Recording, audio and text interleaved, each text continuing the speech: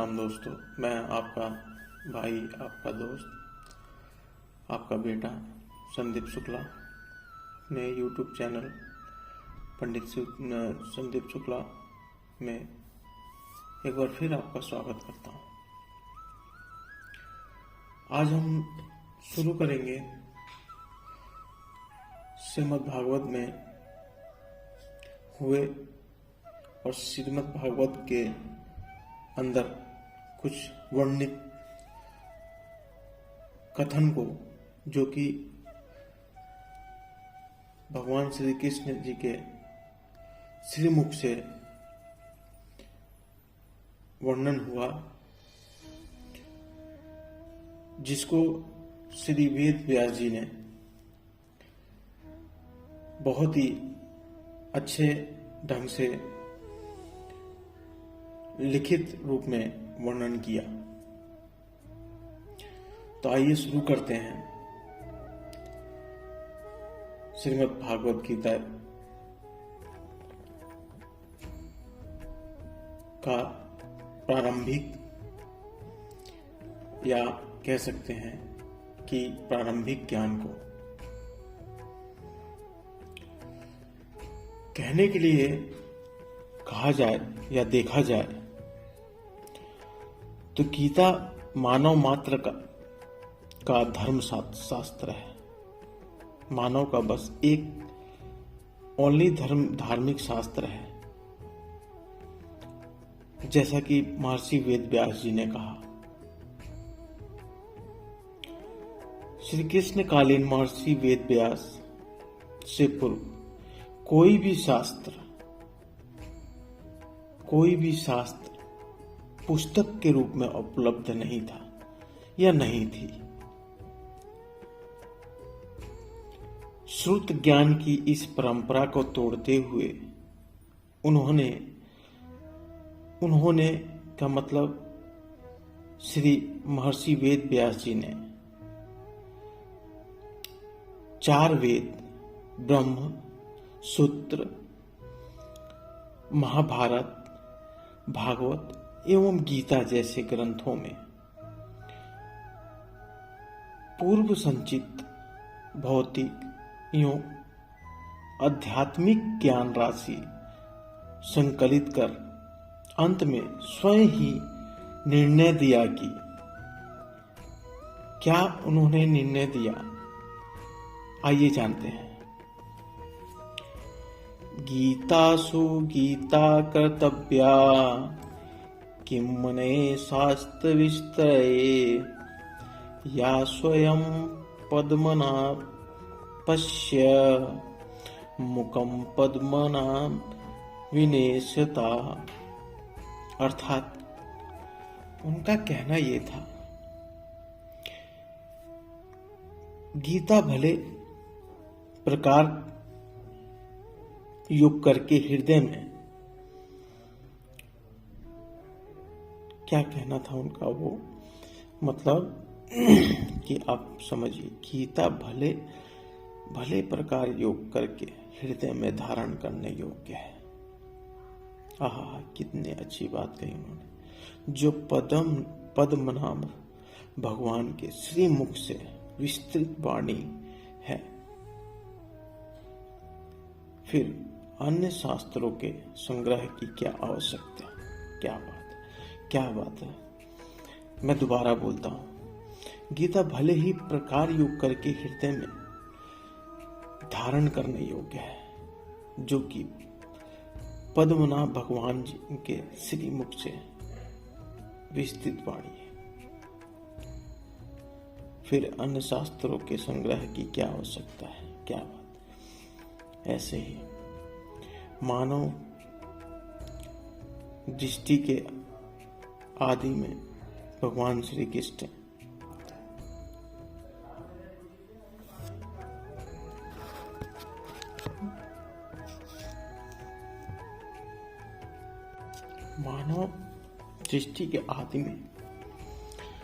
भगवान श्री कृष्ण के मुख से विस्तृत अभिलाषी भोग अर्थात श्रीमद् भागवत गीता, जिसकी विस्तृत व्याख्या वेद और उपनिषद हैं, आह, विस्मृति जो कहते हैं, विस्मृति, थोड़ा हिंदी में बोल नहीं पा रहा हूं मैं, क्षमा कीजिएगा। जय हे बाबा। आ जाने पर उसी आदि शास्त्र की भगवान श्री कृष्ण ने अर्जुन के प्रति पुनः प्रकाशित किया। क्या बात है! जिसकी यथावत व्याख्या अर्थात गीता है। आप लोग दोबारा समझिएगा। मानव दृष्टि के आदि में भगवान श्री कृष्ण के मुख से निश्चित अभिलाषी योग अर्थात श्रीमद् भागवत गीता, जिसकी विस्तृत व्याख्या वेद और उपनिषद में है, ठीक है, उसको कुछ विस्मृति आ जाने पर उसी आदि शास्त्र की भगवान श्री कृष्ण ने अर्जुन के प्रति पुनः प्रकाशित किया। आहा, जिसकी यथावत व्याख्या गीता है। जैसे एकम शास्त्रम देवकी पुत्र गीतम एको देव देवकी पुत्र हेव एको मंत्रस्य नामो नियम कर्मापेकम तस्य देवैश्यव। थोड़ा संस्कृत में मुझे इधर उधर हो सकता है, क्षमा कीजिएगा अगर थोड़ा समझ में ना आए, लेकिन हिंदी में जो वर्णन होगा बहुत सही ढंग से करूंगा। अर्थात एक ही शास्त्र है जो देवकी पुत्र श्री कृष्ण ने अपने श्रीमुख से गायन किया। गीता एक ही प्राप्त करने योग्य देव है। उस गायन में जो सत्य बताया वो आत्म सिवाय आत्मा के कुछ भी शाश्वत नहीं है। उस गायन में उन महायोगेश्वर ने क्या जप करने के लिए कहा? ओम, ओम बोला जप करने को। क्या कहा उन्होंने? अर्जुन, ओम अक्षय परमात्मा का नाम है, उसका जप करो और ध्यान में मेरा या मेरी प्रवृत्ति या मुझे उसमें ओम जाप में ध्यान में मुझे देखो या मेरा ध्यान धरो। ये एक ही कर्म है। गीता में वर्णित परम देव एवं परमात्मा की सेवा, उन्हें श्रद्धा से अपने हृदय में धारण करें। अस्तु आरंभ से ही गीता आपका शास्त्र रहा है। ये मैं नहीं कह रहा, श्री वेद व्यास जी और भगवान श्री कृष्ण जी भी बता रहे हैं अर्जुन को। भगवान श्री कृष्ण के हजारों वर्ष पश्चात परवर्ती जो महापुरुष, जिन महापुरुषों ने ईश्वर को सत्य बताया, गीता के पथ पर चलने वाले पथिक थे वो, या पथिक हैं, गीता के ही संदेश वाहक हैं।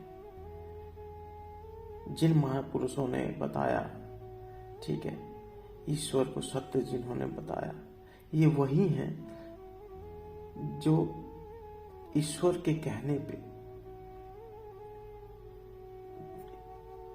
इनकी वाणी से, इनके मुख से, इनके श्रीमुख से जो भी बताते हैं, जो भी ज्ञान देते हैं, ये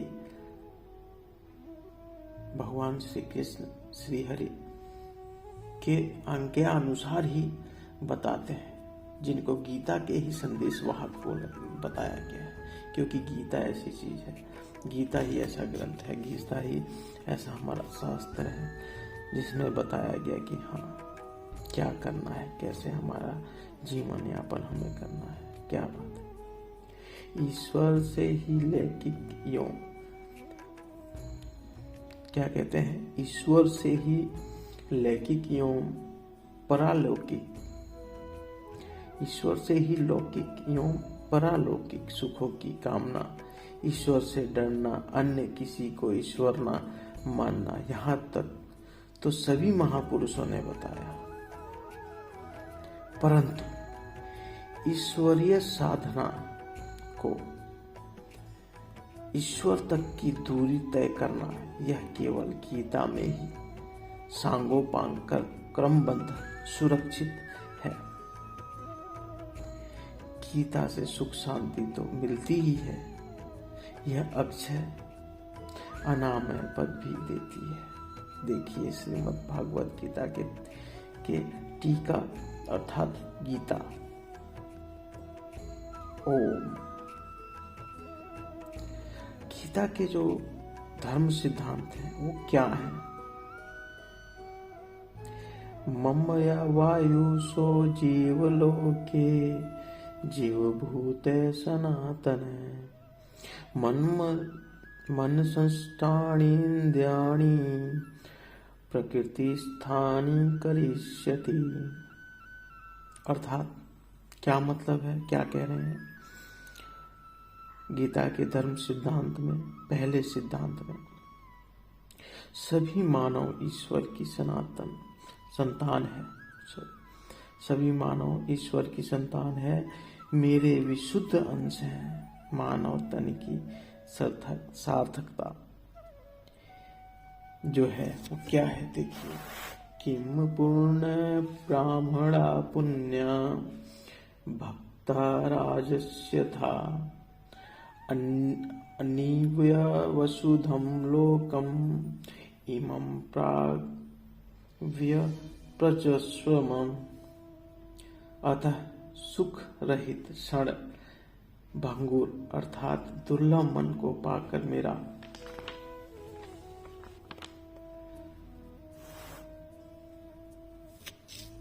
दुर्लभ मन को पाकर मेरा भजन कर, अर्थात भजन का अधिकार केवल मनुष्य शरीरधारी को ही है। आहा, मनुष्य की केवल वो जाति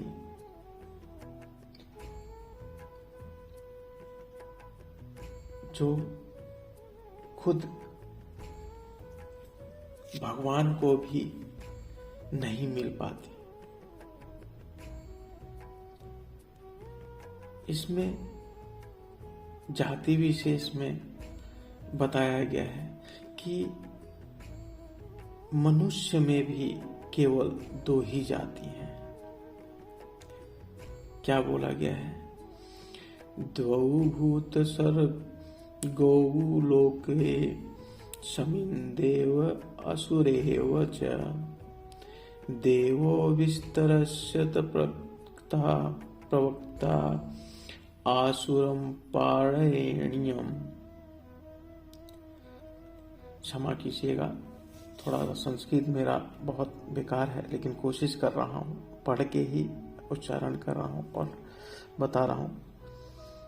अर्थात क्या कहना चाह रहे हैं कि मनुष्य दो प्रकार के हैं।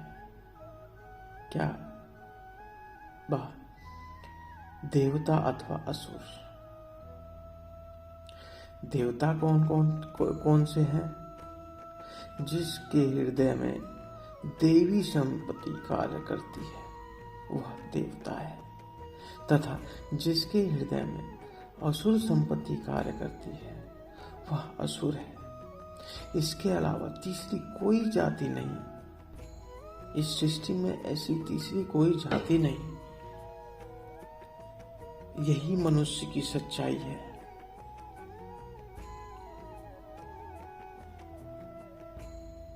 जैसा बताया गया, जैसा श्री वेद व्यास जी ने बताया, जैसा श्री कृष्ण भगवान जी ने अपने श्री मुख से जो है वर्णित किया, वो यही है।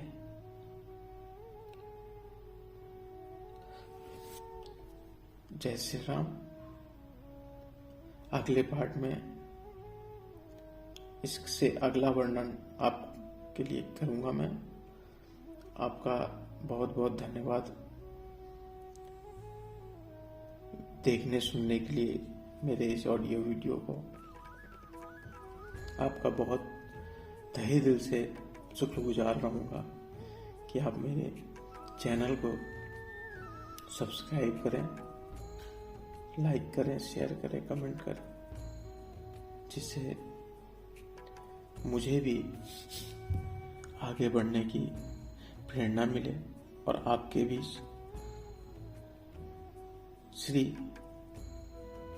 श्रीमद् भगवत गीता अर्थात अन्य शास्त्र, अन्य वेदों को अपने यथाशक्ति ज्ञान को